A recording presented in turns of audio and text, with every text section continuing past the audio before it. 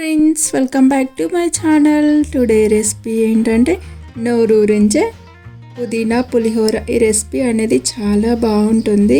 ఇక ప్రాసెస్ చూద్దాం.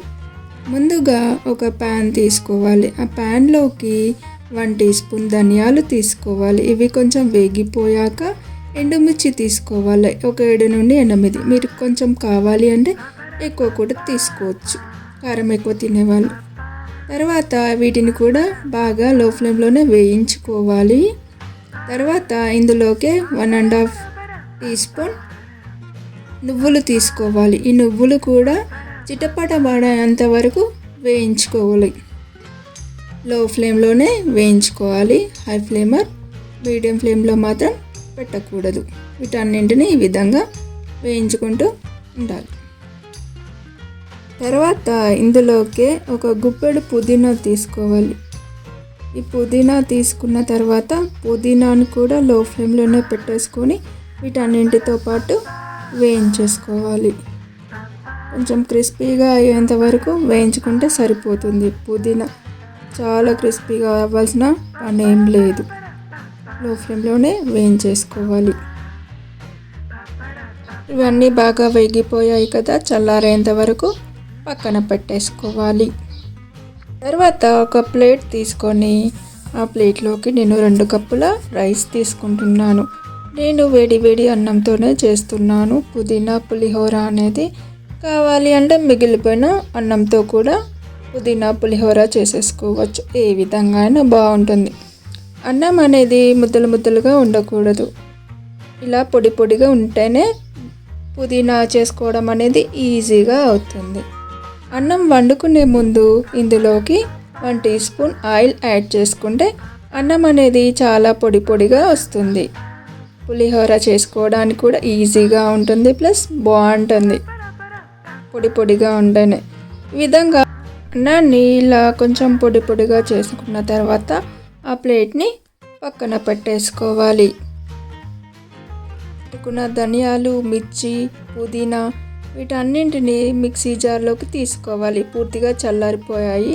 ఇప్పుడు మిక్సీ జార్లోకి వీటన్నింటినీ వేసేసుకోవాలి. ఇక వీటన్నింటినీ బాగా మెత్తగా కాకుండా కొంచెం కోర్స్గా మిక్సీ చేసేసుకోవాలి. బాగుంటుంది.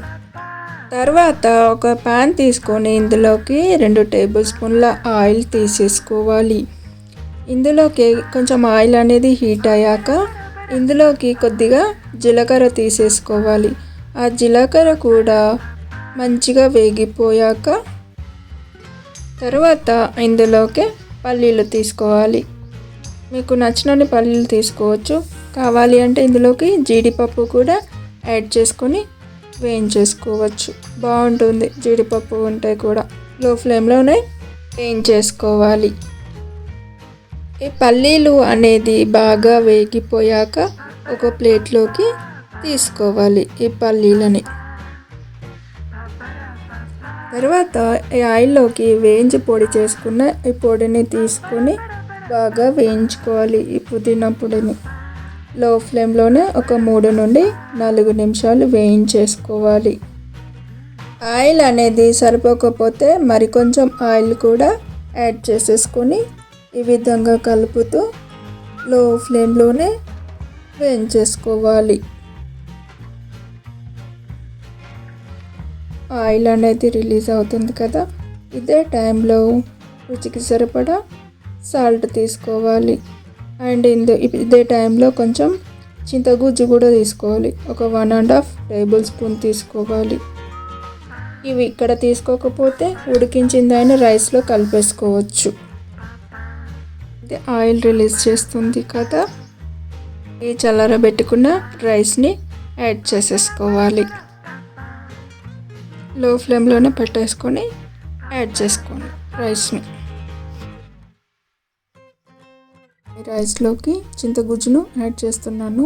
1.5 టేబుల్ స్పూన్ చింతగుజ్జును యాడ్ చేసుకున్న తర్వాత బాగా కలిపేసుకోవాలి. ఒక 4-5 నిమిషాలు ఈ విధంగా మధ్యలో కలుపుతూ ఉండాలి. టేస్ట్ చూసుకోవాలి ఉప్పు సరిపోయిందా లేదా అనేసి. నాకు ఇక్కడ ఉప్పు అనేది సరిపోలేదు, అందుకే మళ్ళీ కొంచెం సాల్ట్ అనేది యాడ్ చేస్తున్నాను. సాల్ట్ వేసుకున్నాక ఒకసారి బాగా మిక్స్ చేసేసుకోవాలి. ఇందులోకి ఒక 1 మినిట్ తర్వాత ఇందులోకి పల్లీలు తీసుకోవాలి. మీ దగ్గర జీడిపప్పు, వేయించుకున్న జీడిపప్పు ఉంటే ఆ జీడిపప్పును కూడా ఇదే టైంలో యాడ్ చేసేసుకోవాలి. పల్లీలు, జీడిపప్పు యాడ్ చేసుకున్న తర్వాత ఒక 1 మినిట్ ఈ విధంగా కలుపుతూ కుక్ చేసుకోవాలి. ఒక 1 మినిట్ అయితే సరిపోతుంది.